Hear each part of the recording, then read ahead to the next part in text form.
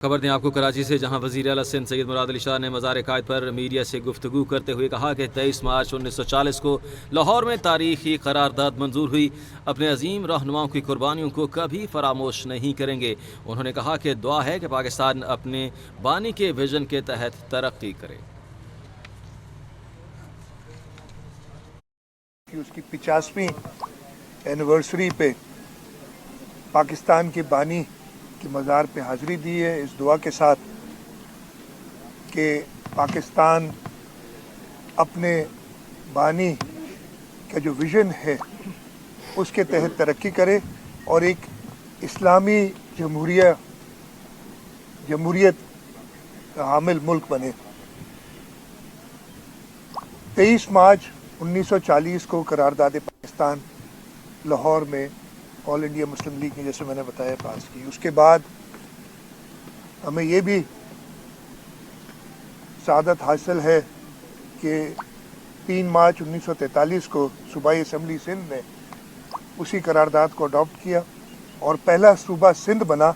जिसने पाकिस्तान की बुनियाद के लिए करारदाद पास की। और ये सफ़र 14 अगस्त 1947 को हमारे प्यारे मुल्क के क़याम के साथ उस हद तक पाए तकमील तक पहुंचा कि हमें एक इस्लाम की बुनियाद पे अपना मुल्क मिला। और आज हम अपनी आज़ादी के 78वें साल में अभी भी ये बातें कर रहे हैं कि हमें इकट्ठा होना चाहिए, हमें सबको मिलके दहशतगर्दों से मुकाबला करना चाहिए, हमको सबको मिलके इस मुल्क की माशी तरक्की के लिए अपना हिस्सा डालना चाहिए। ज़रूर हमें सोचना चाहिए कि वो कौन से अनासर हैं जो हमें हर दफ़े यही अज़म दोहराने पे बात करते हैं, जबकि एक मुल्क के लिए ये तो फॉरगिवन है कि हर एक ने अगर उस मुल्क के ख़िलाफ़ कोई भी काम करता है तो उसके लिए मुत्तहिद होना है, उसकी माशी तरक्की के लिए सबने मिलकर काम करना है। और इसमें अगर मैं देखूं, एक सानिया 1971 में आया था, उसके बाद शहीद जुल्फ़िकार अली भुट्टो ने तो हमारा उस वक्त वेस्ट पाकिस्तान था, जो हमारा पाकिस्तान है, उसको किस तरीके से मुत्तहिद किया, किस तरीके से हर शोबे को मुल्क की तरक्की की तरफ गामज़न किया। 1977 में जब एक जमहूरी हुकूमत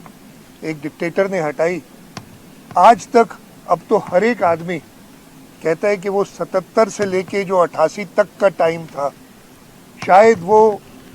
सयाह तरीन दौर था हमारे मुल्क का, जिसकी वजह से आज तक, उससे पहले दहशतगर्दी नहीं हुआ करती थी,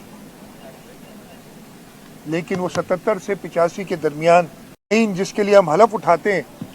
कि हमने उसको प्रिजर्व, प्रोटेक्ट और डिफेंड करना है, जिसके लिए हर पाकिस्तानी ये तहिया करता है कि मैंने अपने आइन की पासदारी करनी है, उसी आइन को उठा के बाहर फेंक दिया और उसके समरात, उसके असरात आज तक हम दहशतगर्दी की शक्ल में देख रहे हैं।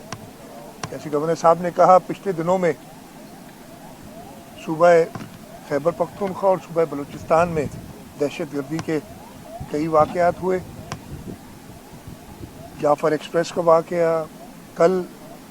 फिर नौशकी में और कल्लात में वाक़यात हुए हैं, बन्नू में वाक़यात हुए हैं। इससे पहले आए हम सब मिलकर तहिया करें। और उस सिलसिले में जैसे कौमी सलामती पार्लियामेंट्री कमेटी थी, कौमी सलामती काउंसिल की, उसका इजलास हुआ। गवर्नर साहब ने ये बात कही कि